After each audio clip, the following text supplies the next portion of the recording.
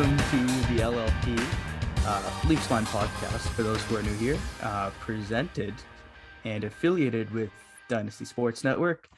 I am your host today, Adamo Reilly. With me are these losers, Jared Rotenberg, the kid from LA, and Mario Russo. And today it's kind of a chill episode. You know, we're in the dog days of the NHL season.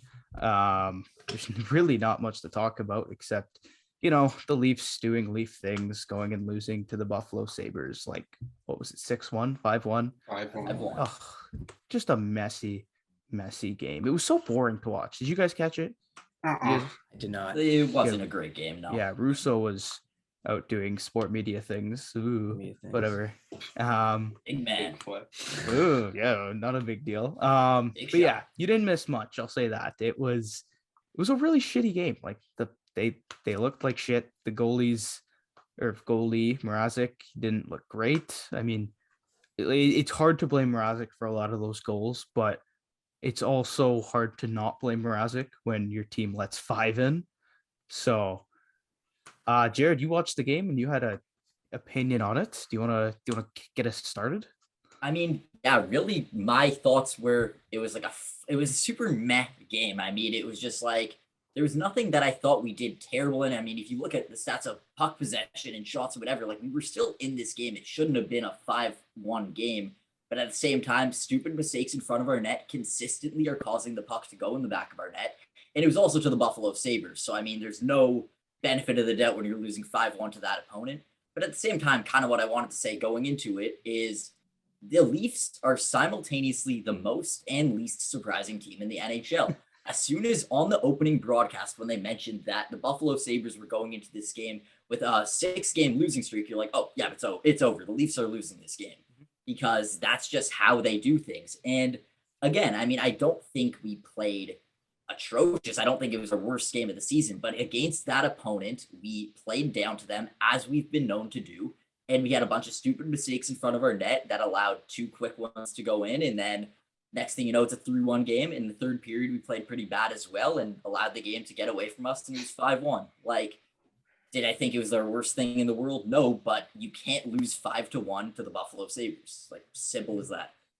Yeah, absolutely. Simply put, you cannot lose these games. And I don't have the stat in front of me because I forgot to save it, but I saw it on Twitter and it was, I know, right? No, it was a tweet. It was the top 5 teams playing the bottom 5 teams. And I think the Leafs on the season, so the bottom 5 teams this season are Buffalo, not in order, but Buffalo, Montreal, Arizona, Seattle, Philly.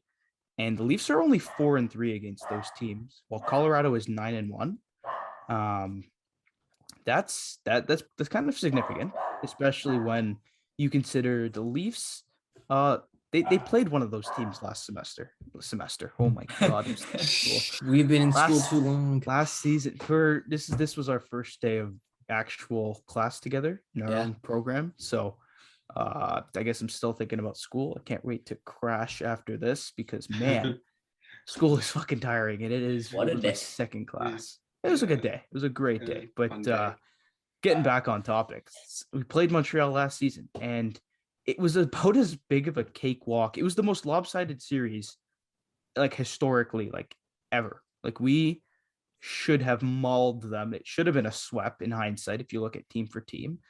But it wasn't. So is like the Leafs struggling against shit teams any room for concern? Like, would you be concerned at all? It's 100% like all the room for concern because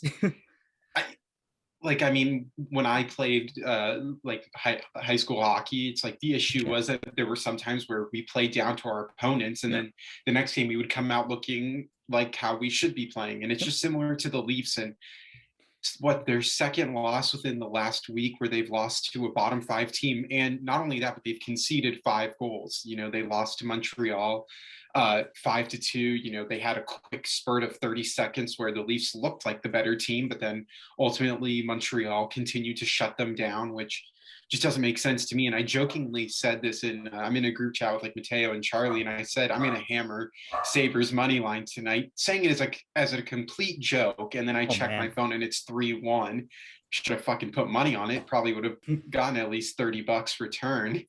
But no, it's bad. Like I don't get it. Like I really don't. Like Peter Mrazek should not be this bad. Like he was really good in Carolina. I don't think overall Toronto is exponentially worse than Carolina. And I'm talking like in Peter Mrazek's defense, like he still has a solid team in front of him. He has the leading goal scorer. He has a offensive producing defenseman. Like it shouldn't be this difficult to make saves. And look, I get the Leafs defense wasn't great last night, but like Peter Mrazek, anytime you have a save percentage below 900 yet again, you can't just say, oh, well, look what's in front of me. It's like you have the leading goal scorer. You have one of the best playmakers in the game.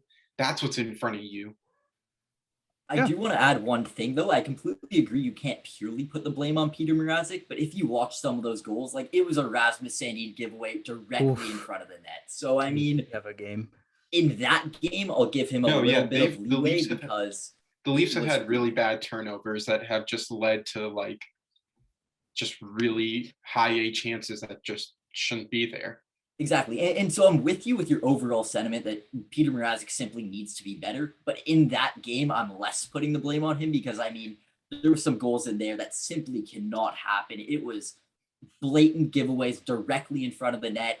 A player had like a completely wide open shot on Mrazek. And at that point, what's he going to do? It's player right neck and neck with the goaltender, and he just puts it in the back of the net because no defense is there to help him out. So I can't purely pinpoint the blame on him because of last night's game, but overall throughout the season, I mean, Mrazek has to be better. There's no excuse for, sure, he's our backup goalie, but he's a goalie that we've been relying on for the last little bit now because Campbell's been struggling, and Mrazek just hasn't bailed us out whatsoever. And to nitpick at that, he's our backup goalie making not backup goalie money. Remember, he has 3 years at 3.8, which is almost $4 million. That's borderline 1A money. I'll call it 1B money, but it's unacceptable for Mrazek. And another thing that I wanted to point out that Evan said, I'm no Jared Rotenberg, but I do listen to my fair share of Steve Dangle, and he said something kind of funny that Evan kind of reiterated, where he said, "Oh, I jokingly put money on the Sabres." The Leafs jokingly has become actually. Yeah. When the Leafs went down 7-2 did we talk about that? No, yeah, we did a post. Okay, yeah, we did do a post. I told Jared I'm gonna put money on Red Wings money line as soon as the seventh goal went in. 7-2. We all thunk it. I know we did. We all thunk it. Oh, what if they blew this? What if they blew it? I don't care that they didn't. I don't care if they were actually losing. They blew it. The fact that was a hockey game is blowing it alone. Yeah. And I just find it funny. The Leafs have become like the joke that we say they are. The Habs played Sam Montembeault in net, or was it Hammond? No, Sam Montembeault. It was Montembeault. No, it was Montembeault. Yeah, and Leafs are going to lose this one. And when we're joking that the Leafs are going to lose this one because they're the last place team, and lo and behold, they're down 5-0. Playing the Arizona Coyotes, Leafs or Matthews back in Arizona. Oh, they're going to lose this one, and they lose it. That's different though, because Vejmelka's like honestly having one of the most underrated NHL goaltending seasons. You think he has like the most wins while making 40 plus saves. Like I think that's a little bit different, but Vejmelka's been, if he was on any other team, I would have him in the Vezina. Like that's a no. I think if he I seriously think that if he was on a team like Winnipeg, or at least a team that has some sort of offense and defense in front of him, I mean, he's good enough that he can easily be in the Vezina conversation. I mean, he's leading the NHL in that category. His save percentage, I think, is still above 900. Like, he's not a bad goalie. That's why Arizona's reluctant to trade him, because they know that if he went on any other team, he would have that type of, maybe not win the Vezina, but he definitely would be in the conversation. I think I've seen him play. He's really that good. Fair enough. Like I can get behind that, but dude, he's on Arizona. Like, he's a good goalie, though. I'm agreeing with you. Like, if you put him on any other team, I think he would be just as good as any of the candidates, or he would at least get that sort of recognition. Like, he definitely deserves it. I mean, it's a little bold to say he'd be like Shesterkin or Vasilevsky good. No, not but just Shesterkin or Vass. I said in the conversation. I'm not saying True. like as a candidate to win it, but he would Yeah. definitely be in the conversation. And that's fair. But I think my point remains that Yeah, the it's Leafs Arizona are still. the Leafs are the joke that we all say they are. And do we want to talk about the deadline now, or do you want to talk about the Kings, Mario? Go Can I nuts. add anything about the Leafs? I was going to ask you about the deadline, but if you want to talk about the games, go for it. Oh, it's more so of a timeline on the games. And I know I've been listening to you three to pick apart all these problems of the Maple Leafs, something that we always usually do in the show because it's always a general theme that is there to do. It's fun. It makes the world go round, as they say. I want to ask you guys this question. I was thinking about it on my very, very long trip home today. It is March 3rd. We went into COVID. The pandemic all happened around March, the beginning of March in, I believe, 2020. Yep. Has anything changed since then with this Maple Leafs team? We're still talking about defensive issues. We're still talking about goalie issues. If you remember before, Frederik Andersen was in town. My light almost fell on me. Frederik Andersen was in town, and he was basically getting run out of town for all the stuff that he was putting up, those garbage numbers. At least we're battling with Florida for a playoff spot. Has anything changed whatsoever with this club? And it's really sad if it hasn't. I will say one thing though that hasn't changed, and it's the identity of consistency. Because what's the issue that Frederik Andersen had? He would start the year off exponential. You would think he would win the Vezina. And by January, he burns out. We see the same thing with Campbell right now, where we thought he would make $5.5 million, maybe $6 million based on what teams can offer him salary cap wise. And by the time January hits, he's done. I don't think it's a problem with the goalies themselves. I think it's a problem with the coaches. And like before you got on, Mario, I was jokingly saying, like, where the fuck's the goalie coach and all this? Like, how has he not been fired yet? Because if I'm Kyle Dubas, I'm not looking just at Jack Campbell. I'm looking at Freddie Andersen and how by January and February, he was horrible. And they kept taking him out and trying to figure out what would work. Like, there's an issue that they're either getting overworked seriously in practice at the beginning of the year, thinking that we have fresh legs, and they're competing for the sprint and not for the marathon. And I mean, if you look at what these, like the general manager, I'm sure Kyle Dubas is looking at it. I'm sure guys on his staff are looking at it. You look at the 2-3 year period, that time, that window that you have or had rather, and you look at what's changed, what's gotten better, what's gotten worse. I wouldn't say a lot has gotten worse. I just say that everything is very plateau, the exact same as it was before. Is that something to be concerned about? Like we're in the exact same or almost the exact same position as we were in 2020 March, where they're battling for a spot. And we were all criticizing the Leafs. That was one of their worst years they've had in the Matthews and the Marner in that era. They weren't a playoff team. They were not a playoff team whatsoever. Honestly. And they went to the bubble. It was the bubble year where COVID just happened. Barely scraped in. Where they barely scraped in. Does that not? I don't think they're going to barely scrape in now, but just because of the circumstances. But given like you look at the team standpoint of things, you look at the goalies, like I mentioned, you look at even the defense. The defense was atrocious in 2020. The forwards, it was always, I believe, at that time where the core guys were scoring. You just got no depth whatsoever. I really don't see any change, any greatness coming out of this team from then to now. You were talking about a panic button yesterday via text. Scratch it off the bingo card. The group chat is mentioned. We were talking about it, me and you, Dom, because I didn't get to watch the game. I'm like, well, is this where we get to red? You're like more of a pinkish. Like, does this not show? Is it a testament to 3 years, 2 years, whatever you want to call it? How bad is this? Like, how many lopsided losses to lopsided teams far down in the basement of the league? How many more can this team take? Like, when are you going to start seeing something, a reaction, a wake up from this team? I'm not one to criticize this team, and you've seen me so much on the podcast. I'm never one to like put a dagger in them every single time, even after a win. It's getting to a point, and I'm finally seeing it where it has to change. It has to change. If it doesn't, then how can I be positive about a team who's losing to the Buffalo Sabres, who's losing to the Arizona Coyotes, who's losing to the Montreal Canadiens, all those teams, like you mentioned, and I can't remember the stat for the life of me that you mentioned earlier about if they rank first in the league or last in the league and losing to those teams. Out of the top 5 teams, Colorado is 9-1 against bottom 5 teams. The Leafs are 4-3. But I think the issue with the Leafs, though, I'm sorry for interrupting, is that the Leafs are losing bad. Like, it's not like they're losing like 5-4 to Buffalo. They're getting defensively shut down by Buffalo, by Montreal, by Arizona. Like, I didn't even know Anton Strawman was still in the NHL till the Coyotes somehow popped up on my For You page this morning. Like, I didn't even realize like half these guys were still there. That's their issue. But isn't it a little ridiculous? Like, how No, it many is times do you concerning. have to go through it? No, It's the and you same could've dance. You could have No. plucked that clip after any single playoff loss and say that. And I think the answer, my opinion, the answer is still maybe this roster construction isn't the greatest idea, because how do you address your defense when you have no cap space? Yeah. How do you address your goaltending when you're paying both of them a combined $5 million? Yeah. Well, I mean, that's not bad. Your but hands are tied. Your hands are no, the two issue is that goalies they're at paying $5 million is a slight issue.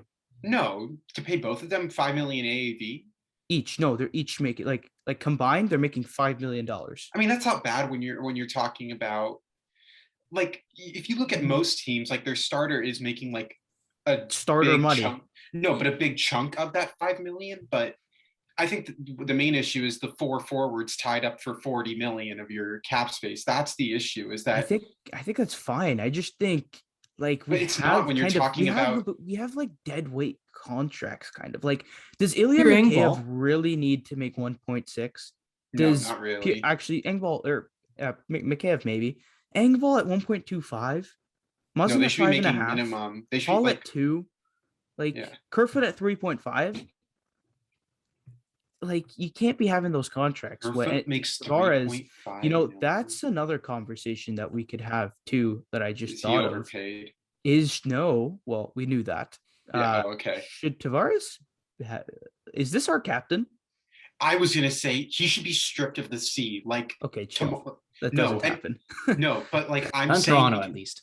well, not in Toronto. I don't know. Like I've been thinking for the last week, like, where the hell is the captain in this situation? Like, Captain's the one in the slump. someone needs, but that doesn't matter because when you're in a slump, you still need to You shouldn't like be a needing lead. to spoon feed John Tavares. Like, but no, the issue is that like even if you're the captain for a reason, like everyone goes through slumps, shit happens, but you still need to be positive. The issue is John Tavares is not positive at all. Like, you could see, I saw like when we were watching the Red Wings game together, Mitch Marner's looking on the bench like, who the fuck's gonna like say so, like who's gonna say something here? Like, you could see him standing up trying to do something, but John Tavares should be doing it, and like maybe like stripping him of the C obviously is a little aggressive. I just think that there needs to be someone else wearing it because clearly he hasn't been a leader this past couple. He hasn't been a leader recently. Who is the? I want to ask you guys this because I'm actually really interested. I don't think I've ever asked this question to anybody. Who is the captain number one? The captain that you can compare to in the league? Like, okay, this guy is in this territory right now. Who is that one guy who's The best captain? Crosby, Probably Bergeron, Crosby. maybe. Stone.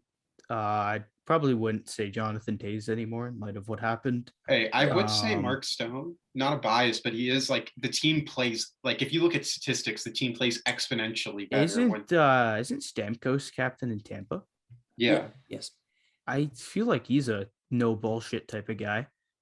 but What he's qual- just chill. What Like, he's just what a- qualities do they have though? What qualities think- makes a you good know what? captain It good, and why is John depends the Tavares leader. missing it? I think I know why John Tavares is the captain of the Toronto Maple Leafs, because the Leafs are such a big brand that it's almost not worth it to make this not outrageous, but Matthews, the guy who's like everywhere, your captain, because Yeah. shit like the underwear situation, could happen. John Tavares, it's not going to happen. Yeah. This guy might retire from hockey in 10 years, and we won't. That's it. That's the Yeah. last we've heard from him. Maybe his banner goes up and see ya. Yeah, I He will is say, super low key, so I Yeah. get that somewhat. I will say though, like I'm not trying to be biased. This is why I fell in love with him. Is that Mark Stone? His energy on the ice, like when guys score, he's almost as happy. Like, he's probably happier for them than they are for themselves. And I think that does play a huge role in their success and why they are so much better when he's available. I just think like his energy and his leadership, like, there's a reason why he was the first captain in franchise history. The reason why I fell in love with him is I just think his energy, what he does, he'll get upset, but I think the issue with John Tavares is that he gets upset and he holds it in within himself. A guy like Mark Stone or Steven Stamkos or trying to think of someone else, maybe even like Bo Horvat. Like they want to go out on the ice and prove to the team that they're able to overcome obstacles. I feel like John Tavares being in the Toronto market, being the Ontario born kid, like he's so much harder on himself than like some of these other captains who are like, I'll just live. Like I'm playing in the NHL. I'm a leader. Like it just seems he holds it in too much internally. And by no I just wanna means say- is, yeah, go for it. Go for it. Well, the guy that I, to be honest, thought should have been the captain, and I don't think Tavares being the captain is the issue. However, I do see what you mean, especially now that he's in his slump and whatever. You're pinpointing a time where a guy's slumping, but I agree. You can't have your captain smashing his stick on the ground and getting that frustrated because he's the one who's supposed to set an example. But you say the example of what is a good captain, a guy that motivates your team and fires your team up.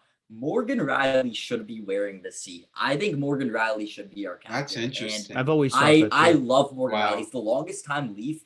Yeah. I mean, you saw. I actually last night I couldn't sleep. I was working, taking notes for what I'm doing tomorrow, and I was watching All or Nothing again. And who's the guy Oh, who stepped man. up in that locker room in Game 7? It was Morgan Reilly and Jason Spezza as well. But Morgan Reilly is Give the one who Spezza a stepped letter, up. man. Well, he gets a He letter should from wear time an to A, but time. Morgan Reilly should have worn the C in my opinion. He is unbelievable. I He's agree. always firing. That's them up. interesting because like defensemen also like I only know Mark Giordano as like a captain that's a defenseman. Like it's such a rarity in the NHL that like Jared, Yeah. I never thought of He was the thought of guy. Morgan Reilly. In my opinion, John Tavares, not that he wasn't a guy that popped into my mind because you knew he was in the conversation. But for me, it was always a battle between, are you going to give it to the young guy, give it to Austin Matthews? If you're going to give it to the all-time Leaf, give it to Morgan Reilly because he's the guy that's been there the longest, Oh, yeah, seen the most up and downs, and he's a guy that fires up the team. I mean, you look at even back to Matthews' 4 goals. Yeah. Matthews was sitting there, mouth shut, like, yay. And Reilly was like, let's go. Look at this rookie just scored. Like, Yeah, I don't know. I I think love he would Morgan make a Reilly. great. I think he would make a great captain. And he fits the Toronto like captain persona where he is pretty low key, even though he's dating Tessa Virtue. Who is that? I've he's- never heard of this. She's Well, it's because you're not Canadian enough. You're like half Canadian. Tessa Virtue is a figure skater. All right, I'm like her looking and- her up. Her and Scott Moyer were like the Oh. dynamic duo in Canada. Everyone Oh. thought they were dating, and then were extremely disappointed to find out that they like Mo's aren't. just chilling there. Yeah. Mo's in the Yeah, picture. Morgan Reilly. He's, oh he's my driving God, the train. Have you guys heard the story about how Tessa Virtue took Morgan Reilly away from Austin Matthews?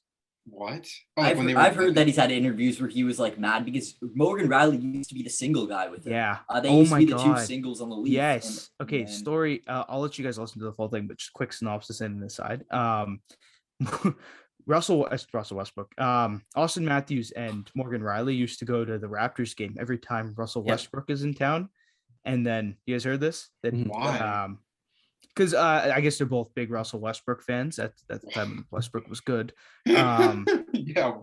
they used to go together courtside, and the one time that they wanted to go, Tessa was in town, and so Reilly didn't go with Matthews, so he had to take Anderson, and he was all pissed about that. I forgot where we were. What were we talking about? We were talking about Mo as Captain. the captain. Oh yeah, Reilly. Yeah, being like he has that persona where he is low key, and he's also a fantastic person in the community. Like underratedly, Mhm. him and Dubas are always at the social issue They were at the parades, Pride. the LGBTQ. Yeah, I think they were in the Pride one. I know that's something Reilly stands for, like even in his hometown in Vancouver.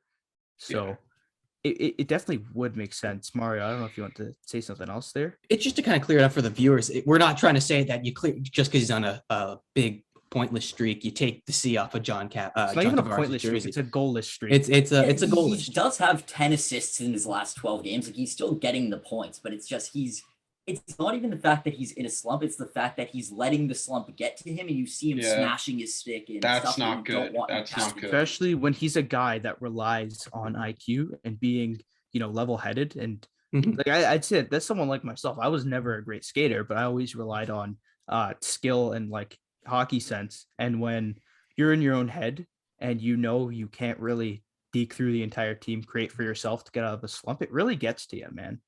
Well, I think the So- issue is like, yeah, like, I mean, I was the captain of my team and I smashed my stick, and then like you Yeah, had like I can't- had a talk with the coach after, like you can't do that. But can't do like that. 'Cause you yeah, got to set but an example too, right? Lead by it's- example. well, look, like I think like Morgan Reilly could definitely be the captain once Tavares' contract's up. Like I definitely think by then. I think they are warming it up for Austin Matthews. Like once it's gonna Tavares be leaves, you Matthews. have to think Matthews does. I good. know, but it's like It should be. It should really. If that whole thing with Matthews didn't happen, I think we could all 100%. unanimously say it was what do going to you be wait, Matthews. what happened? When Matthews, it was like It was he like got her charged with bothering a something. security guard. Harassing such a strict word. It was- wasn't that. It but was he very like, minor. Yeah, it was a bothering a minor security thing. guard Heard of while he was this. drunk. That's why he didn't get it. It was, I never and heard it of came out that. right at the time they were going to announce captain. So Oh, really? I think he pulled his pants down in front of a security guard Like while he he was moved the drunk. security guard. Yeah. And While he was drunk, I never heard of this. and well, yeah, and That's I think awesome. had that not happened, I think it would have been him. I think we can all Yeah. agree on that, right? Yeah. Absolutely. Well, Do you yeah. wanna- wanna Yeah, I think seg- let's go to the Evan Davis Los Angeles Kings corner, because I don't know what you want to talk about, but No, let's. like- he's been really pushing this topic. has He's been like, guys, I pushing want to the talk about the envelope Kings. I want to talk forward. about the Kings. Like because I sent it to Mario, and like look, I still don't like the Kings because I don't like Rob Blake as a GM, and I still won't really like them until something changes, which it probably won't, but because they love him for whatever reason. But I saw this on ESPN or maybe like the Scores Instagram, and I sent it to Mario because I wanted to talk about the Kings like right after this. Like the line of Phillip, like the Kings have obviously been so much better than anyone would have expected. I mean, although they're not like great point total wise, I think they have like 56 points, so they wouldn't really be in, or maybe 65. I can't remember, but 65. they wouldn't be in the conversation of like top three teams in any other division except for the Pacific. But I think the moral is that they've been a lot better than most leagues, or I'm sorry, GMs expected. And it's been Phillip Deneau who's just been incredible. They got him at $6 million, which I think is an absolute steal considering what he provides for this LA Kings team. And they picked up Victor Arvidsson for a second and a third round pick, and Trevor Moore re-signed. They got him in, I think, the Muzzin deal, but Leafs legend. And I saw like this line since January has like 60 points. Since January 1st has 60 points. They're outscoring their opponents 5-on-5 by like 14 goals. They've just been incredible, and they've been the driving force of the Kings. And the reason why I wanted to talk about them is that they had a top 7 pick last year, and now they're going to most likely have a 20th pick in this year's draft, because I see them being the 3rd seed. I see it going like maybe Calgary, Vegas, LA, just given Vegas is still with injuries. But I'm not high on the Kings in the sense that they're going to make a huge playoff push. I said in my article that I'll have them going to the first round, but ultimately losing to Calgary or Vegas because they're going to have to play one of those two teams, because I just don't see them slipping in the wild card. But they've just been a lot better. And I mean, Todd McClellan's been great. He started off really rough his first year in LA, but the COVID year, I'll use that as an excuse. It was kind of just difficult, like being able to have practices, and you never know which guy's in the lineup or not. But no, I just want to give kudos to the Kings because they've definitely been better. And I think they're most likely, if Jacob Chikrin does move, he's most likely going to LA, given the package that the Kings can offer, given the salary cap space that they have. And Kopitar and Doughty's contracts are up relatively soon. I don't see them really re-signing, and if they do, not for a lot of money. So, I mean, the Kings could, with their draft pool, can definitely be back to a competitive team within the next 4 to 5 years. But I mean, no, they have a lot to work with at the deadline. They could definitely push for a Chikrin or a Klingberg. They could get a number 1 to pair with Mikey Anderson and kind of paint the void for Drew Doughty once he leaves. The one thing I wanted to ask you, I'm going to put on the hosting pants a little bit here. The LA Kings currently, so you're right, they're sitting 2nd place in the Pacific Division. However, with 1 game in hand, they're only sitting 2 points above the Edmonton Oilers. So the Edmonton Oilers, with 1 win, could climb above them, and that would push the Kings down to a wild card spot. So with that being said, the Kings aren't solidified in a playoff spot. No, but I want to ask you a question. Would they make a massive push and get rid of some of their prospect pool to acquire a guy like Jacob Chikrin if the playoffs aren't guaranteed? Do they put their chips in the middle? I don't think it matters though, because I think even before they were at a chance of a playoff spot, like Jacob Chikrin to LA always made sense just because they have the most to offer. They have the most to offer. They have one of the top draft prospect pools in the NHL. They have the cap space. They have a spot for him on the first or second line. He would be playing power play one most likely. Like the opportunities are there for him, and he's living in Los Angeles, and he could definitely be the piece with Mikey Anderson, with Sean Walker. Sean Walker is a great defense, not great, but he's solid for what they got him, like for what they found him at. I think regardless of if a playoff push was in the picture or not, Jacob Chikrin to LA was bound to happen. And if it does happen, then hooray, it helps them now, but it helps them more in the future, just given the fact that they could then sign him to a long-term deal. And I mean, fair. I wasn't necessarily saying you're wrong for bringing that up, because it is it's a thing that a lot of credible people are putting out there that could potentially happen. Yeah. And also, one good thing about Chikrin is that he is young, so he definitely could step into his prime as the Kings become competitive. So I'm not saying it's something out of the question. I was just saying, like, let's say the Kings fall off, because they're very not solidified in that playoff spot. As much as the Pacific isn't good, the Pacific is close. So there's really no team that's super solidified there. And with with the Oilers kind of rising, playoffs aren't a certainty. But I guess, I can see, honestly, that would make sense because they have the prospects. It's just a question of, do they want to get rid of their prospect pool and make it worse if they aren't confident this team's ready for a cup, which, I mean, I don't think they can do. They're not worried about this year, though. They're worried about the future. And I don't think I think a guy like Tyler Madden isn't really going to help them in the future, but it's definitely a piece that you can add as saying, like, yo, this guy can definitely have some sort of potential. I just think they have a lot of options. Gabe Velarde could possibly be shipped. I know the Kings are kind of regretting that pick, but a team like Arizona could definitely say, let's work with this in Tucson. I mean, there's a lot of what ifs on the Kings prospect pool that could help start a trade. I definitely think, regardless of if they were in the playoffs or not, they were definitely going to be active now, because if not now, then when? And to add on your guys' point, me, Jared, and Evan, we all wrote an article on the Pacific Division on DSN. You can go check it out. It's a pretty good article nonetheless. And I check it out, Mario. Dynasty Sports Network.ca. It is it's actually on your page as I'm speaking right now. You're seeing it. It's right. You are seeing it. That beautiful logo in the middle with the crown, it is right below it. You can't click on it, unfortunately, but you can definitely type it into your browser and it'll take you right to Dynasty Sports Network, and you see the win column. Just click on it. It's just that easy. Just click on it.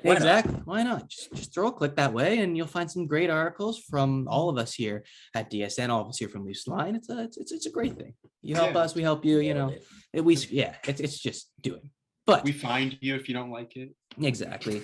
Evan knows what's up. It's the other side of things here. But I want to explore the avenue that I was discussing. I was comparing these three California teams. I'm going to tie in the LA Kings with that, just because everything that you do, they are in California. Everything that you do this year, is just the cherry on top, the fudge on top. You do not expect to be second place by March 3rd or anything like this. This is nothing that you're expecting. So what I kind of see them doing, and it makes perfect sense for them, go get Jacob Chikrin. Give up the capital that you want, because you have enough cap space to take that contract on, or if he wants to demand anything in the future. He's a young guy, like you mentioned, Jared, so that'll work perfectly well with them. And just use him next year. Maybe you use him this year, you make a playoff push and you slide in. And I don't have any faith in this team doing any noise and making any noise whatsoever. I just don't think they have not just the depth, but the amount of skill to outmaneuver. They need goaltending too. Goaltending's a big one. Peterson's great, but they definitely need to find someone in the offseason to get a 1A, 1B, because Cal Peterson's making starting goaltender money, but I'm not trusting him in 60 games. And much like a lot of LA Kings fans, I guess, because We've been it's spoiled with Quick. you have been spoiled. You got your years there, but there's a lot of holes in this team, and I don't see them making anything of the playoffs if they do. But it's going to be like that 2016-17 Leafs team where you just slide in, you're there, and you understand. You get to see what it's like in a playoff atmosphere, and that young core that they have can see that firsthand. So I think it's a terrific thing where the LA Kings are at right now. It's something you could build off of. And I think it's something we could build off of too. I know we talked about trade deadline acquisitions in Jacob Chikrin and Hay to LA. Adamo, I know you're going to break it open right now. How many more trade deadline acquisitions can we possibly see within the NHL? Segue. I give my Wait, you segues. segued for me. Yeah, what a beauty. Yeah. Okay. So I didn't have many specific players in mind. Let's maybe start. Do we want to talk about the Leafs and what they could do? You know what? We could dabble with the Leafs. There's a we couple already names. backed the Leaf Line podcast. I'd say, it's It's on your screen too. Do you want to present we got so much stuff. Do you want to present the trades that like you sent to us? Like you were like kind of when you were rebuilding your ideal Leafs team? I don't have those. I kind of want to tuck that in the pocket okay. for the trade deadline show, to be honest. Those are a little okay. wild. I didn't know. Well, like if you don't like if you don't have anything, like a possibility, like there's a word of Max Domi to Toronto. That could be a another one that actually. Yeah. Or even it was funny on TSN's trade bait. Number 20 on the list was a Leafs first round pick. Yep. I thought that was hysterical. Like, screw the players. It's a Leafs first round pick. It is right, though. It's going to be going the other way, regardless of who's in the deal. Yeah, no, for sure. But there's also guys like Jake Debrusk, who's a possibility. I mean, I would like that. I wasn't saying to Toronto. Perfect. I was just Jesus. I wasn't saying to Toronto, but I mean, fuck, it could work out. I mean, like that would be perfect to slide him into the second line with Tavares. I just don't and think it'll Nylander. happen though. It won't, because divisional rival, no way. Yeah, like that. He's one of the last people we'd see. Yeah, but I think Jake Debrusk would actually, like, if he does get traded, which could be, I think he makes a lot of sense in Nashville. I just like Nashville's a team that's knocking on the door. Yeah, Nashville's gonna be interesting. Yeah, they have. Nashville's going to be quietly disruptive. They're going to be quietly disruptive, and I know that doesn't make any sense, but like, I guarantee disruptive. They're just like under the radar type moves. Like they're going to go after Jake Debrusk and say, "Here's a second round pick. Here's a guy like Dante Fabro. Go to town and see what the Bruins can make out of it." But because I don't think anyone's trading a first for Debrusk, just given his lack of production. Not anymore, no. But I think a team like Nashville, you put him with guys like Duchesne. I mean, Johansson hasn't been great, but I think his hockey IQ is still there. Forsberg's been incredible. I mean, they have a lot of pieces that they could really. I think they're one offensive piece away or defensive piece away from definitely being a team. Like, I don't think they'll beat Colorado or Calgary or Vegas if they're healthy, but I definitely think they could make it 7 games against either one of those teams. What? Yeah, go. No, you Dan will go. Okay, I was just gonna say on Nashville, they're the weirdest. Like, they're so fucking weird. What are they doing? They get rid of Ryan Ellis. They get rid of Ryan Ellis. They're still shopping around Philip Forsberg. So that's telling you let's rebuild.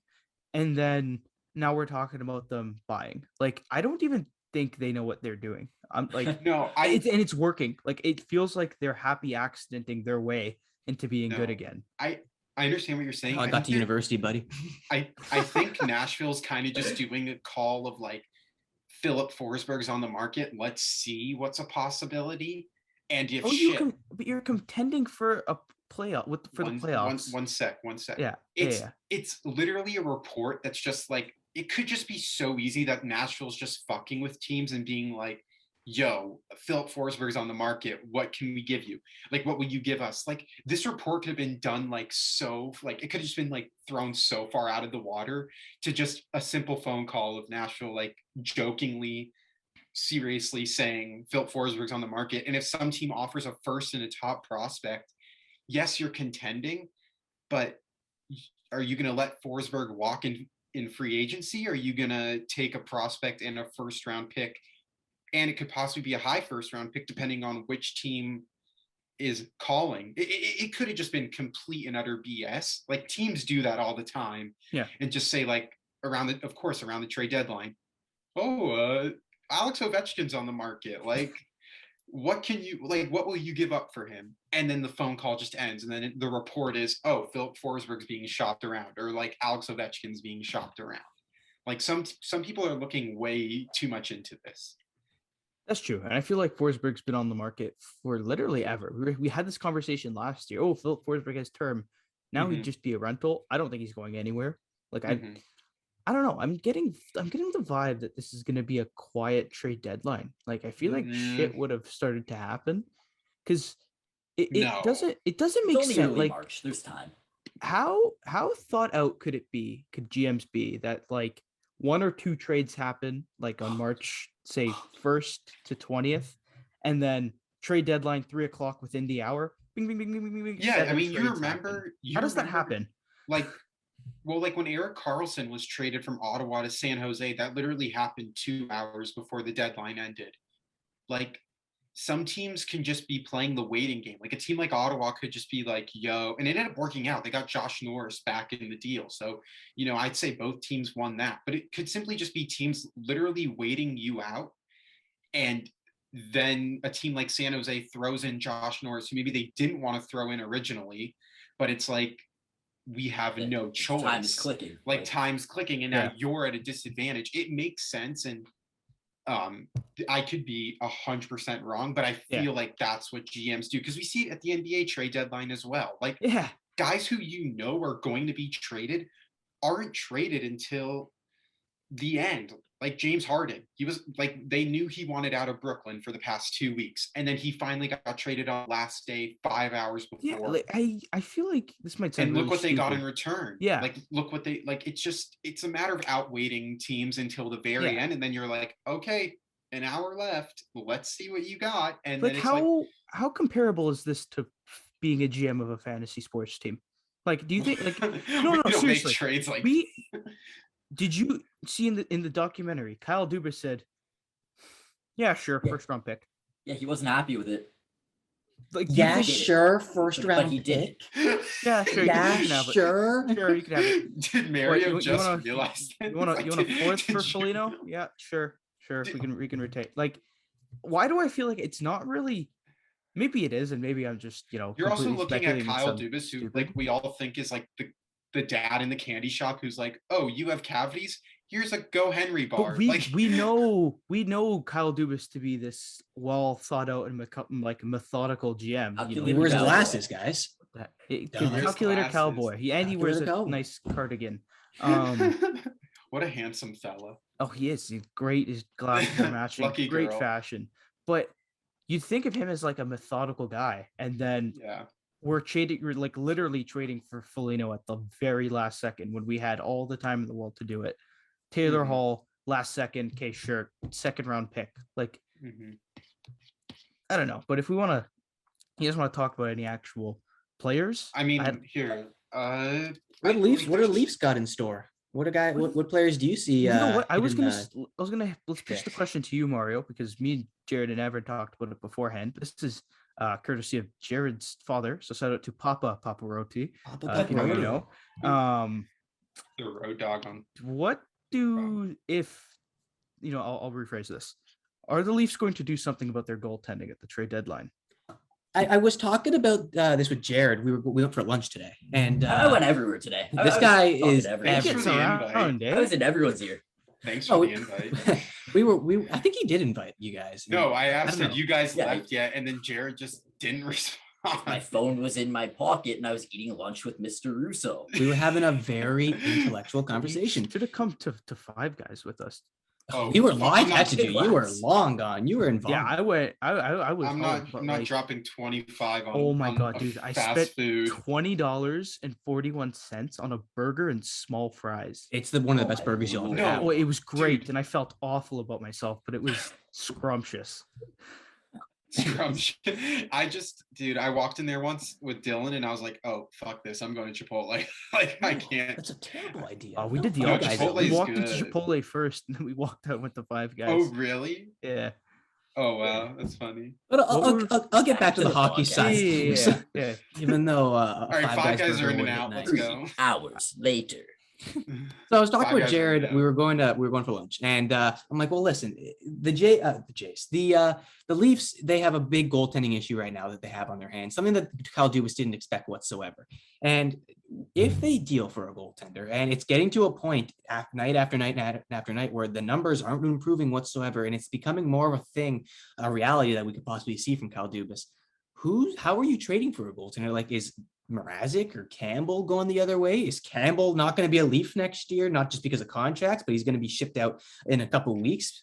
Like, I don't know what's going to happen. None of them are going to the AHL, I don't think. You can't send one down. So how does that work if you're going to deal for a goalie? Plus, the goalie market isn't very hot right now. And Marc-Andre Fleury, I don't even think he wants to go to I think he has a no movement clause or something like that. Or He does. He has a He no can leave move. it though. Yeah. I And don't think he would to move to another country, just given the fact that his kids are young he's and very big with his and he's family. That's what I was retiring. thinking too. Yeah. I don't Like think he's he'd come to retiring Toronto. after this year. He wants to like finally settle in with his family. Like he went to Chicago as like a courtesy thing, but I guarantee you, like that was like he didn't even want to go to Chicago. And it's over if he comes. Like magically, he comes over here. It's $7 million, over $7 million on the books. Yeah, so do I see them that's a trading lot. for a goaltender that's not even on the market?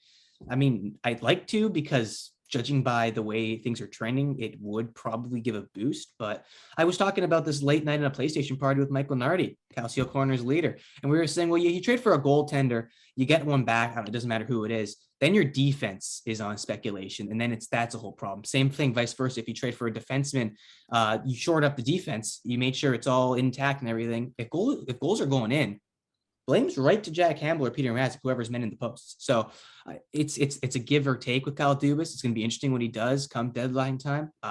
Goalie, I'd love to see it because you can see just how fast things can switch on a dime. But I think you guys stick to defense, man.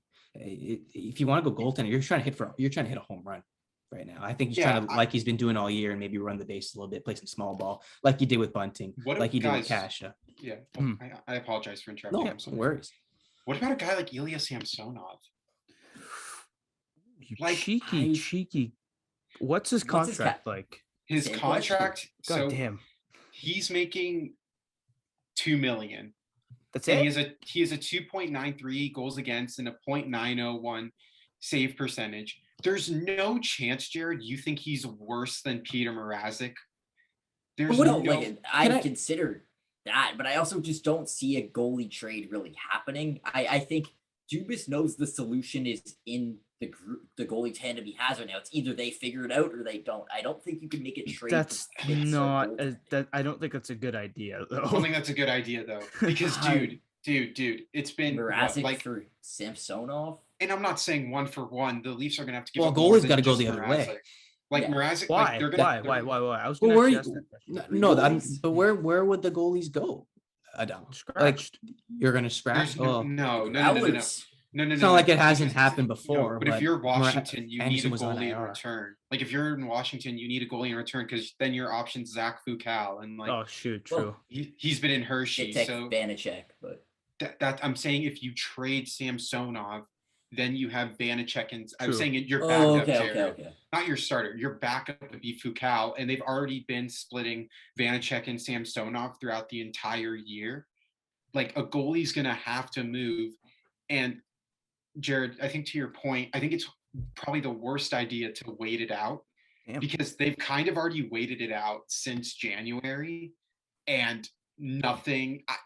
It's getting worse. It's not getting better. You know what? If Mrazek ends up on another team and he turns out great, then it's an issue. It's not an issue with Kyle Dubas. And what are you going to do? Right? Exactly. Luck of the draw. One sec. Yeah. It's an issue with the goaltending coach of the Leafs. And I know I said this, like it's an issue with him because now here's his MO of look at Freddie Anderson. He's been a lot more consistent in Carolina than he was with the Leafs. And again, I'll repeat myself. I don't think the Leafs are that far off from Carolina. When you look at roster constraint and all that, it becomes a problem with who's our development. Like who do we have? Like it could just be that because I think Sheldon Keefe is great.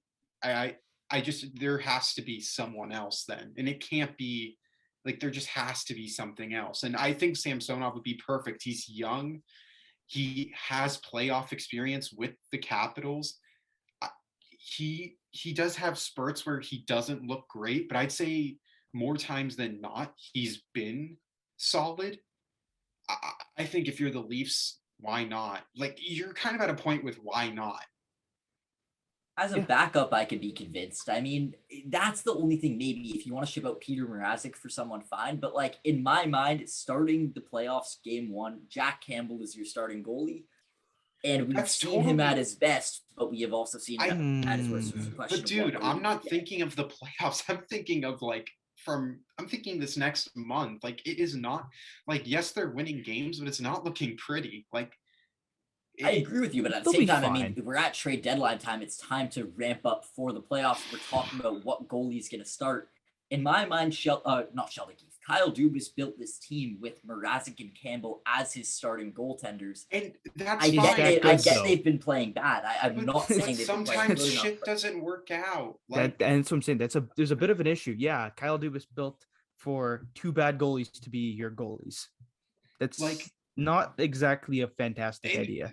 Jared, like, it doesn't work out all the time though. Like, no, I get it. And we saw what happened with Nick Ritchie didn't work out, and Dubas has shown that he's willing to address when, that move didn't work out, and he ships him out the door. So that's why I'm not entirely opposed to Mrazek getting shipped out. But in my mind, Jack Campbell is still your starting goalie for game one of the playoffs. And it's a question of what Jack Campbell are going to get, because we've seen two different types of Jack Campbell this year.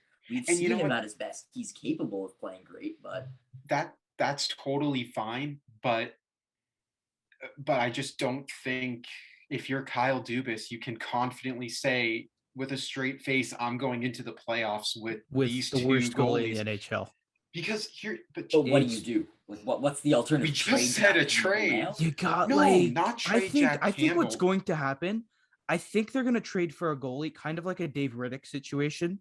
He's going to get some run. Maybe maybe the goalie situation is going to save itself. But Jared, I think you're thinking this a little bit too big picture. The issue is that Peter Mrazek still makes almost $4 million over the next 2 years after this. So that's why if you're the Leafs, you're probably going to have to trade Mrazek in a second to get Samsonov, because the Capitals are going to want some sort of. Samsonov's only 25. Yeah, I could absolutely be convinced. Like, if that was the deal, it was Mrazek in a little bit for Samsonov. That is something I could get behind. Oh boy! Holy crap! Jared, your mic. Jared, your mic just capped. Take over, Mario.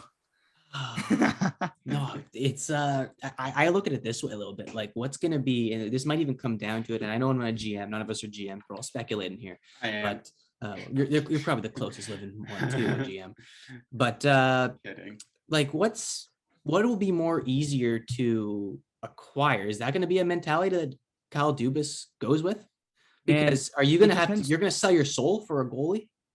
It's not selling your soul, but though. You know what? Yes. It could turn into it, though. Double down on it, man. This team in the regular season has earned that they should be believed in. This team, it pisses me off that we have such a good prospect cabinet and we don't move a single one. Are we not trying to win a cup this year? I agree. Nick our Robertson, cup window is so short. Nick Robertson should be out the door. Knies and Niemela, I'd keep unless the package is nice. Jared, you good? Yeah, I think I'm good. Oh yeah, you are. You're perfect. Yeah, we can do. You're good. Niemela and Knies. I would say they're untradables unless you get such thing as the Leafs don't have an. We're in win now mode. If you I was just about to finish. Unless someone like JT Miller or Philip Forsberg. No, I'm sorry, not Philip Forsberg. If someone like JT Miller somehow becomes available, I'd move one. I would move it in a heartbeat, because JT Miller is going to help you more than Matthew Knies will. Exactly. And Vancouver's going to destroy Knies because their development is absolute shit. So they'll destroy them. Back weeks ago, we were talking about a potential Vince Dunn trade, which is talk about a guy I think the Leafs could be in on. I think that is still a fan of that one. But in that potential trade, one of the names that someone threw around was Topi Niemela. And I'm like, okay, that isn't where you trade a Topi Niemela. However, I'm not opposed to trading our prospects, because absolutely we are in win now mode. And one of the guys we're going to acquire is going to be a lot more impactful in us hopefully having a playoff run. It's just not a low-level trade. You flip one of those prospects. If you're going out and getting John Klingberg then fine. Yeah, send Matthew Nyes the other way. Send a big guy the other way because you have to do that in order to get a trade to go through. It totally depends on what the trade is. But if Why you're at aren't we this making moment, these though? Why aren't we Pardon? making big trades? Like we're supposed to be one of the why Justin Hall is still in our roster trade him. when Like, we that is have a guy that we flip we out. have five and a half in cap space now that Muzzin is out, and this could like age so poorly because like by the time this is uploaded, who knows? Maybe Giordano's on the team. Fuck, I hope not. I hope they get someone. If No, the but Leafs not don't make a Giordano. big You move, want to talk about age? Giordano's 36 and an old schmuck. Like he's not gonna do. yeah, but like I don't care about his age. I just want him to be good. I want I know. another I'm good just tired defenseman with in the league. Leafs like trading guys that are like I don't know. Like I prefer a guy in his mid-20s too. Like I think Vince Dunn would be like if I'm perfect. calling Seattle, it's for Vince Dunn, not for Mark Giordano. Oh, I'm calling them for like probably Vince Dunn and like Carson Soucy before. Seattle's Carson going to be such an Soucy is interesting actually team like. deadline. I mean, I know Carson Good. Soucy's like terrible, but I think he's a little underrated. Oh. Like his defensive game and his like Great. willingness to give zero fucks could like just be so. Like if you put Carson Soucy with a guy like maybe Morgan Reilly or even a guy like Sandy. I think that's a little Reilly, too high in the lineup, but like, yeah, but I think a guy maybe he's definitely a top 4. I would say like if you're trading for a defenseman, it has to be for a top 4. Like I don't think it's worth it for the Leafs. Like Labushkin's great because he could slide in wherever. But now you can't keep trading for bottom feeders that aren't going to shine when the lights are the brightest. I think we learned from last season that going for need or going for what we think we need may not be the greatest idea. I think they should just go get the best player possible now. Go get talent, and I think good NHL players and good NHL teams will find a way to make it work. Like if Philip Forsberg's on the market, go get him. If JT Miller's on the market, go get him. Like I mean, yeah, JT Miller as a potential. Could you winger imagine that on top that second, six? that top 6 with That's Miller, one of the best Tavares, and Nylander? It'd be the best top 6 in the league, I think. Yeah, it would probably be the best top 6. Like you couldn't think of it. That's what 5 point a game. But then players? it's just a matter of how much their bottom 6 is affected, though. That's the issue, right? I think Kerfoot would go the other way. Even Domi. That's another guy I want to bring up. Max Domi. The issue with Domi is he makes too much. So yeah, like you retain 5.6 is a lot. Guys, why? Okay, hold on. We can retain. It would be retained. No, like, Giordano would be retained. Domi would be retained. 100%. Like they can retain them. It's just a matter of then the Leafs have to send more the other way. It's 1 year, and yes, they would. It'd probably be another pick, which I don't care. I don't care about our futures. Like, yeah, true. If you're the Leafs, it's like with the Rams guy, like first round Les picks Snead, are picks. First round picks are like it's there. You're just every year you're just kind of handed. Oh, here you go. Here's another, bit of value that you did nothing to earn. You just happen to have one from the start. Yeah, for sure. Like, it's almost like free VC. You ever start a video game and it gives you like free money to spend it on like one thing? That's what our first round picks are. Yeah. No. Jared, you go and then I'll player-wise, I like Max Domi. I mean, the fit is definitely there. I mean, his dad is such a cool thing, but he's a physical forward that I could absolutely slot into, or not a top 6, but he would be like a middle 6 forward, and I think that's a guy that could definitely help our team, and most importantly, make us a tougher team to play in the playoffs, which is something that we've had an issue with. And he wouldn't cost much either, I don't think.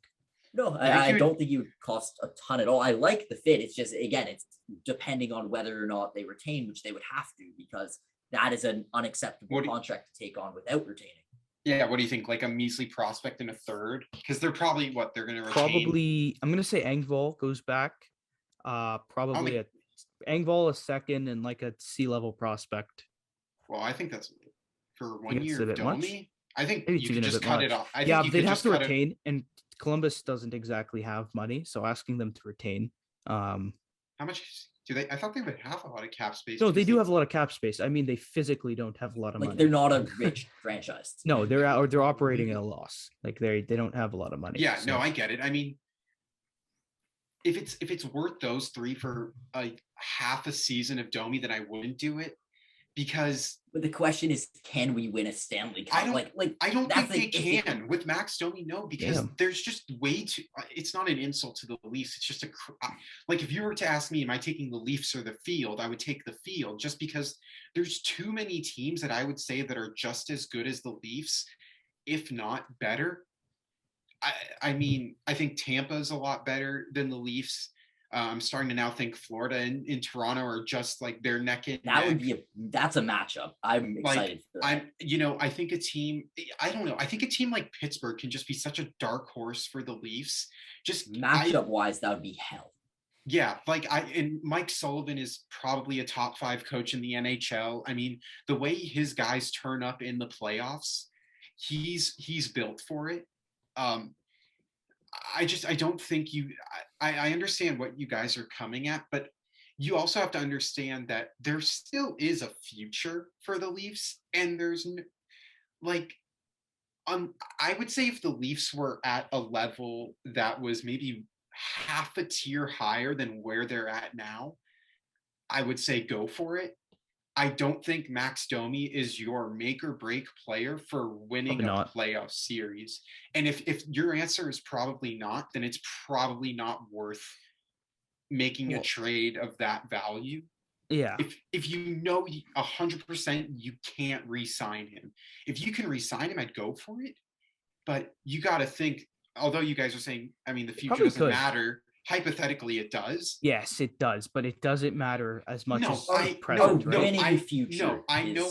Trust me, I know what you guys mean by that. I'm just saying, hypothetically, the Leafs also have to think maybe this second round pick could be used in this trade instead of this trade, or this prospect could go here instead of here. And you also just have to think like Domi will, if the chance of Domi re-signing is 50% or less, I would say don't do it, because then it's kind of like you gave away that pick and those players for nothing, really. I mean, unless the Leafs win the Stanley Cup, which I just think like if they go to the conference finals. Like if they go to the conference finals, I say you won that deal because it's higher than you've ever been before. And like Engvall isn't going to do anything. The second rounder probably doesn't become a star. Knowing the Leafs, nobody knows if it will or not. And that second round is almost in the third, just given how high. Yeah, the Leafs are. That pick will probably be, probably a 55, 54 pick. Yeah, but you're right. Like if they make it to the third round, then I think it's a win. But if you're gonna have to play either Florida or Tampa in the first round, or Florida or Tampa in the second round, I don't see.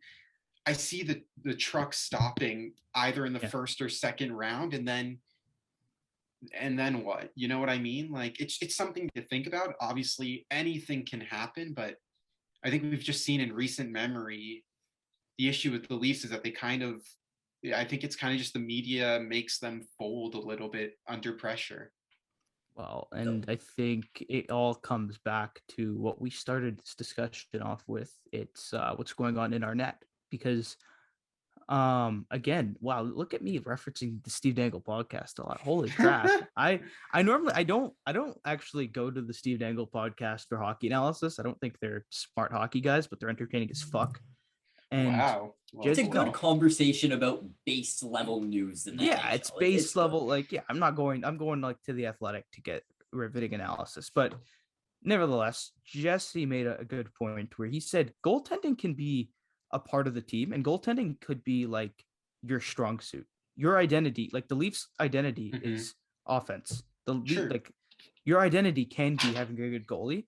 Goalies are a position on the team, and goalies are our weakest position. So why should the Leafs not try to strengthen our weakest position, which is goaltending?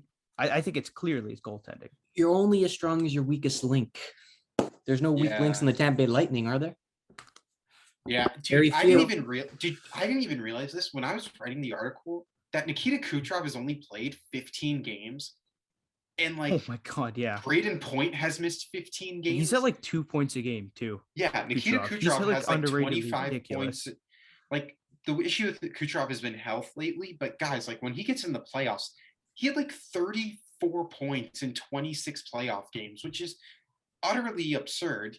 Remember I drafted him in our thing. Yeah, I don't know. Like the Leafs are in such a if they were in any other division, I'm sorry, like in the Eastern Conference, I would have them going to the conference finals. But the fact that you have to go through Tampa most likely in order to get to the conference finals it's rough, man. It just reminds me of I know this is like a really like weird comparison, but it reminds me of the 95, 96 Bulls, like when they were in their dynasty and like MJ and the Lakers couldn't get through them, like the bad boy Pistons couldn't get through them, or like they got through them maybe once. Like they were great, but the issue was is that they weren't as great as the Lightning or the Bulls. And right now the Lightning are in the middle of a dynasty, just similar to how the Bulls were. Like I think the Lightning can three-peat. I put that in my article. I think they have a great chance at three-peating. And I really don't see a team that's better than them when the Lightning are fully healthy. Yeah. No, like I think that's fair to say. I don't like that. I think I made the argument before that people are going to complain that the Leafs are in too difficult of a division. Oh, And there's no argument because of last year. We had an easy road. My and counterpoint to that is, and even this was even the argument for the Jays because it's in baseball now. The AL East was ridiculous. There was the Rays, Red Sox, Yankees, Jays, which I'd argue is even stronger than the Atlantic because the Atlantic also has the Red Wings, Habs, and Sens. So how bad could it really and be? Sabres. All teams that Leafs lose to too. Like it's literally it's the Atlantic four is good teams, four bad four teams. elite teams, four a shitty team. You'll wonder why four are at the top. But anyways, I think like why can't the Leafs be that good of a team? Why can't the Leafs be the team that everyone complains about? Why are we the ones that have to complain? Oh, we're in such a difficult division. Like why couldn't the Yankees complain? Oh, we have to play the Jays. You know? Wait, I'm confused with that what mentality. I'm No, confused it's with just what more. It's more like a mentality that people are annoyed like using that the excuse that we're in such a tough division that maybe I'm wrong, but I don't think Tampa fans are making that. Oh, we're in a difficult position. Yeah, I think to your point. Yeah, to your point of. I mean, it doesn't matter actually with the Blue Jays because this isn't a baseball podcast, but yeah, no, but it's like an analogy. I get what you're right? saying. No, I get what you're saying. What I was going to say was a rebuttal to that, but it doesn't matter. Like that's just it. Yeah. I do agree, but I don't like they're in the Metropolitan is still a tough division. It's just the top three most dominant teams aren't in that division, but the Leafs, if they were in the other division, I can't remember. Like that's the Islanders, the Devils, the Rangers. Who else? That like Washington and Boston are in that. Boston's in the Atlantic, but okay, sorry, Washington. I mean, yes, divisions are stupid. They aren't. Yeah, divisions are stupid, and I wish they would go back to the 1-8 format because then it would actually reward teams like. You're the Leafs here at the end of the year. Yay, we made the playoffs. Now it's time to play Tampa in the first round. But at the same time, I mean, saying, oh, but they only lost because they have to play that team, that's giving them an excuse, and the Leafs don't deserve an excuse. No, they don't. They've had easy roads before and have flubbed it. And going back to the point going back to the point that, like, why isn't Toronto that team? The way we have our roster, and maybe like obviously recently we've seen struggles, but I think we're capable and have the skill to be a team people are scared of. It's just our history, and as Adamo mentioned, it's in our identity that we're constantly looking for these excuses and whatever. I'm done with that. Like we're gonna have a tough road to the finals if we make a run. Like there's no easy run in the playoffs. No matter what, you're playing a team that's a top 16 team in the NHL. All of them deserve to be there. All of them want to be there. And they're going to make your life miserable no matter who it is. And talking about excuses, oh, what if the Leafs were in the Metropolitan? Maybe they should win it. When have the Leafs ever won when they're supposed to win? Like, I don't care that they're supposed to win when they play these teams. They're going to have to play a team like Tampa or Florida, and we better get ready for that. And honestly, I don't mind the Leafs going into a playoff series as a serious underdog. I don't hate that. Heck, that'd be a cool story. That'd be really cool. I don't hate the Leafs as an underdog. I mean, I'm done with, we're supposed to dominate the team. Well, when have we dominated the team we're supposed to? Yeah. We never actually do dominate teams, eh? I mean, we take them to the final game, but we always flub it. And I'd argue we were the favorite in our last at least 3. I mean, the first year we were a rookie team, we played Washington, fine. Second year was our rematch against Boston at the first time since 2013, fine. But 2019 against Boston, the rematch, 2020 against Columbus, and then 2021 against the Habs, we were the favorite and we blew it. Yeah. I'm done giving them the excuse. You're an underdog this year, and find a way to push through it. And teams have before. Yeah. Yeah. I just want to say, I'm looking at looking at the divisions on my phone because I like to think I'm knowledgeable about hockey. I don't know the divisions for whatever reason. If you put the Leafs in the Metro, I don't know how much better they would really do. Like, I'm just looking at it. Like Carolina, you really think that? Like, do you think they could beat Carolina in a 7-game series? No. Do you think that they could beat New York, the Rangers, in a 7-game series? That's the only team that them and the Capitals, maybe Penguins and Hurricanes. No. You think that they? I'm gonna say I think they can beat any team in the league in a 7-game series. I just think would it be likely to happen? Okay, no. Sorry, I'll switch to that. Phrase it would that. Would it be likely for the Leafs? Would they be a favorite? Or not sure. That? Not sure. Not favorite. Even, would they be a favorite against the Rangers? Do you think? Like right now, do you think they'd be a favorite against the Rangers? Not with the goalie matchup against Shesterkin, probably not. Best goalie versus worst goalie. That's probably not. Pittsburgh, given their defensive game. Given their matchups against the Leafs, I think that's like a personal hell for us. I mean, I think they're a personal hell against any team. I think like just the way that they're able to shut down teams defensively. They haven't won a cup in like 60 years. Yeah, I mean, like Washington, I would say that the Leafs would. I think the Leafs would beat the Capitals in 6 games, so that could be a possibility if the Leafs end up winning the Atlantic Division. But like ideally, the excuse that we're in a worse division, like you can't discredit the teams that are in the Metro. Like they have just as many points as the Leafs, and Carolina has more than Tampa. Has 3 more than Tampa in 1 more game, and Pittsburgh and New York are tied with Toronto. So it's not like these teams, you can't discredit these teams as saying that the Leafs would dominate them, because we just admit that they would probably be in hell against all 3 right now in the other division. But that's the thing. I'm done with people looking for the easy road. There's no easy road. No, I totally get that. But I'm just saying, like, okay. Even in the first round, that's usually like your easiest matchup, most likely. Like it's showing that it's not. And Mario, you wanted to chime in. Yeah, I kind of want to reroute this back to Adamo's main point when he started this whole conversation about the Atlantic Division. The Atlantic Division isn't hard. You got 3 teams in 2 years that is going to be making the Atlantic Division hard. When Ottawa's good, the whole Atlantic Division is going to be hard. When Detroit is good, the Atlantic Division is going to be hard. When all these teams start to grow and the top teams are still somewhat there, then you can make a case for the Atlantic Division being hard. The reason why we say it's hard is because we haven't, or I'm referring to the Leafs in this situation, we haven't won the division. We haven't won a round from the division against a division opponent.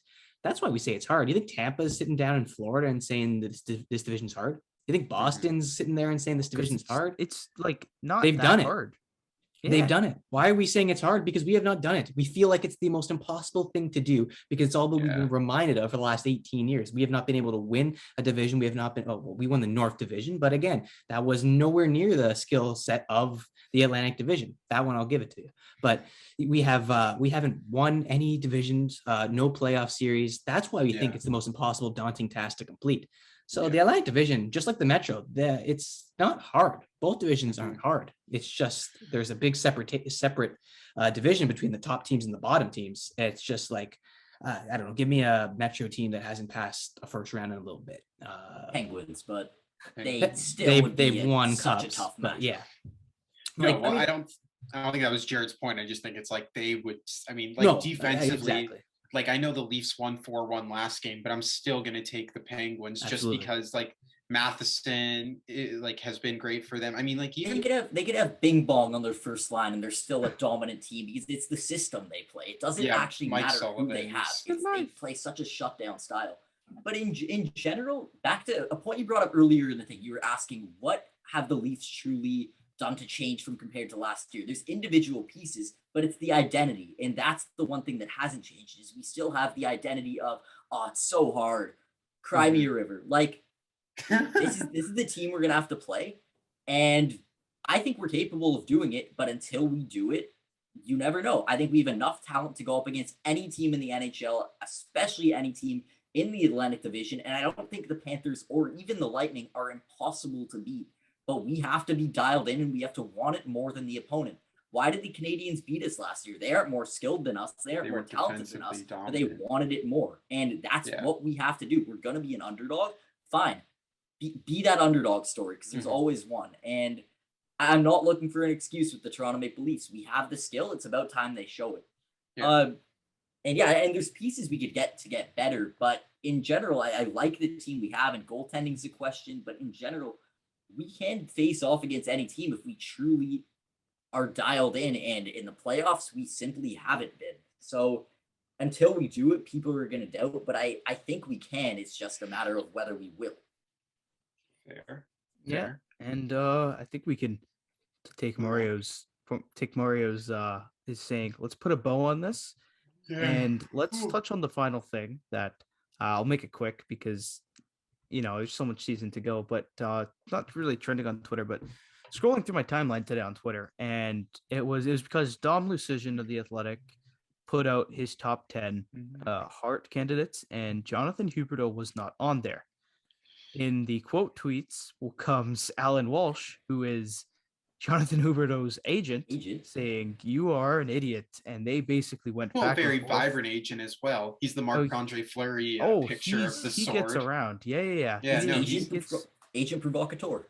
Yeah, he gets around. He's I love that. That's awesome. That's a Steve on SDPN. They made a network for him to just.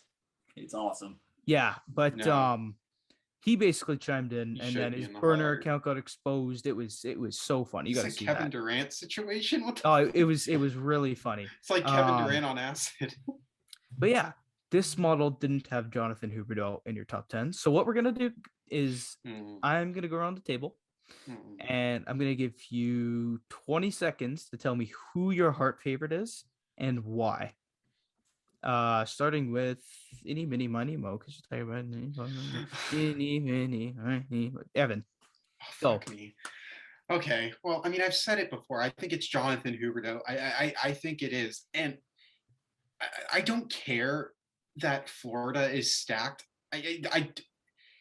They were in the shitter for so many years, and the issue that I have is that with people saying that he isn't, is that Jonathan Huberdeau has been averaging over a point per game the last 4 years. He has 57 assists in 53 games played. I can't recall the last time someone averaged over an assist per game since a guy like McDavid or even Draisaitl for that matter. Like, I can't recall. I mean, right now he's on average, if he plays all 82 games, he'll probably have over 100 assists. Like, I'm sorry, no. 82 games, will probably have like 90, like in the 90s. Which is wild.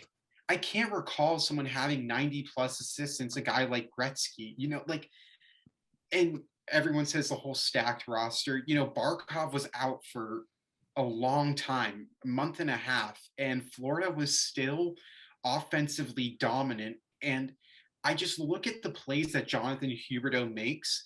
And in terms of passing, there's two guys that I could see doing that besides Huberdeau, and that's Draisaitl and Marner. I just think the way that guys are able to score is only because of Huberdeau. And I looked it up, like more than half of his assists are primary assists. So I will say, thanks to your stat website, like it's not like he's passing it to Ekblad or Barkov, and then that passes, and then he doesn't touch the puck for 5 minutes, and then that pass goes to Sam Reinhart or someone. Like, the backdoor passes that he's able to make is the reason why Duclair and Reinhart are scoring. I mean, Reinhart was scoring before, but Duclair especially, I don't get how you could take who will have the most goals this season. I mean, he is just so often, and I get defense is a huge downgrade, but when you're a forward, you're paid to score goals and get points, and the defense will come. But I just think the way that he's been able to pick up this team, and I haven't seen anything like this before, just in terms of I think he has like 10 or 11 more assists than the second place. Like, it's not even close. I mean, and he's right up there with McDavid and Draisaitl. I think he's one behind Draisaitl, tied with McDavid in points.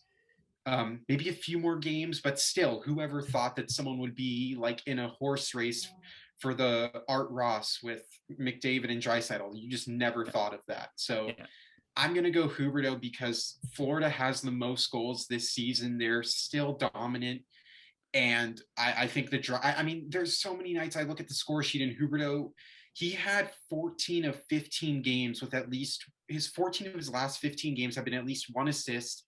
And I think 12 of those games he's had at least two. So I'll just leave it with that last point. I think he's offensively gifted. So it was a smidge longer than 20 seconds. My apologies. Yeah, no worries. I've had arguments with this, so I'm trying to get every point out. I know. Yeah, it's hard to argue with the Art Russ guy. We'll go. Mario hasn't talked in a minute. Who is your Hart favorite and why? Well, I hope I can't read the room because I don't want to sound too biased, but I got AM34 Austin Matthews taking the Hart. Hell yeah. I don't know if I took Jared's plate of pasta and demolished it here, but no, I'm going Austin Matthews. Took his I took his salad pizza. No, I'll give you the little 20-second spiel. The Leafs are not the same at all without Austin Matthews. The MVP award in the NHL, the Hart Trophy, as we know, it is referred to as the best player for their respective team. The Maple Leafs wouldn't be getting any of their goal support if Austin Matthews wasn't there. They wouldn't be getting any of their wins, quite frankly, because of how explosive he can be in a second. They won't be getting that much defensive prowess from him. He's nominated for so much awards this year just because he's that good of a player. He's having probably his best career year, in 2022. So I don't see no reason why you can't go Austin Matthews. He's my number one guy. Huberdeau, I have him on my fantasy team. He's lovely, but I still consider him a stat packer. Evan's gonna want to see you in the alleyway after that one. That being Keep your said, head up on the ice next. Yeah, let's. I'm curious to see what Jared has to say. Wow. Weirdly, surprisingly, I am agreeing with my idiot roommate over here, Mr. Jonathan Huberdeau. I know where you live too, buddy. Clearly. No, I mean, Jonathan Huberdeau, you can't argue with the fact that he has 25 more points than the next leading scorer on his team, on the leading scoring team in the NHL. I mean, you simply can't argue with that. He has 75 points. He's up there, the only player up there, right with Draisaitl and McDavid. And he has 25 more points than Sam Reinhart, second place on the Panthers scoring. And he's been the reason the Panthers, aside from a little skid now, have been one of the hottest teams in the NHL this year. So no really argument there. I mean, sure, he's not great defensively, and Matthews is definitely the second place guy because Matthews is a better defensive scorer and as well as a better goal scorer. But in general, I mean, the points do the talking, and Huberdeau being by far the leading scorer on the NHL's leading scoring team, I don't think it's a competition at this moment. I think Matthews is making it one. But if you were to ask me today, and you are asking me today, I'm saying Jonathan Huberdeau. Interesting. Okay. Who's yours, Dan? Me? Oh, I wasn't prepared for this. No, I think it's a three horse race right now, and I think it's only a 3-horse race between Matthews, Huberdeau, and Shesterkin. For the sake of the video, I think Shesterkin. Why not? I think he's carrying the Rangers. Yeah. Sure, I don't have anything prepared for that. Any last words, gentlemen? Yeah, I'll say this. Huberdeau has 25 more points than the next leading guy on the Panthers, so you could kiss my ass about stat packing. Well, I think Shesterkin has more saves than the other goalies on the Rangers. I'm not talking to you. I'm talking to my Well, one thing I will say that in defense of the Shesterkin argument, because initially when people brought it up in another group chat, a different one that's a lot more hostile, I mean, I was initially all over that. I was all over that, saying like, no chance a goalie doesn't win the Hart, but he is having a season that is unbelievable and on a team that is really thriving off their power play. I would disagree with that though, because here's the thing though. Recently, the Rangers have been scoring a lot more 5-on-5 and a lot less on the power play. But in general, for a team that relies a lot on special teams, for the guy who's playing the entire game is Shesterkin, and he's helping the Rangers be one of the best teams in the league this year. there's an argument there. I'm not saying it's my pick to win it. I still think it's a Huberto Matthews competition, but it's not as ridiculous as I maybe said it was a few weeks ago. Here's Nice. my issue with like goalies doing it is that like, yes, goalies can definitely win you games, and we've seen it every year, especially come playoff time and just in general throughout the regular season. My whole debate with writers are definitely going to vote Shesterkin for the Hart. I wouldn't be surprised, but you need the offense there in order for you to get a win on the win column, because ultimately you're not going to win a game 0-0. So that's why I'm just thinking like, yes, Shesterkin has been great. I looked it up. I didn't realize how like all time this season is.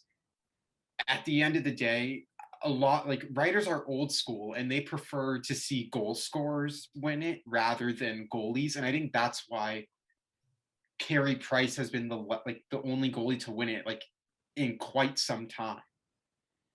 Yeah, that's fair. To read out Shesterkin's stats, because you got to give the guy credit, man. If he's No, I gotta be think top he's the three. clear cut. I think he's going to be the I think unanimous it's Vezina winner. probably gonna be unanimous. I don't Like think I've seen a 9 goalie swap it up 40 this early though. Like a that's 9 it's crazy. He's at a 940 after 35 games with a 1.98. He's only Ridiculous, played man. 35 games. You mean only? Yeah, we're only at about 50. He's not going to play all of them. Sorry. Wait, fuck. Why did I think we were like 70 games into the season for a second? Nah, G. It's March. It is fucking. This is hard. This was a hard pod. There's not much to talk about. I mean, We there's the get it trade away. deadline. Yeah, no, there's the trade deadline. But like this play, like that game again, going back to the Leaf game, it was just felt like a drag. Like I felt like I had to watch the Leaf game. I don't know. I feel like I could have been doing better things with my time, and I think we've taken enough of the viewers' time. So that being said, thank you, all of you, for listening. You can go right there, like down, because I think it's going to be down because at the bottom of the screen is the watermark, Dynasty Sports Network.ca. It's where you can find our writing, our TikToks. You can find Jared's TikToks. You can find Evan's TikToks. You can find Mario's writing. You can find my soon to be TikToks about an upcoming certain basketball tournament coming up. If you've heard of it, wink, wink. Yeah, thank you all for watching.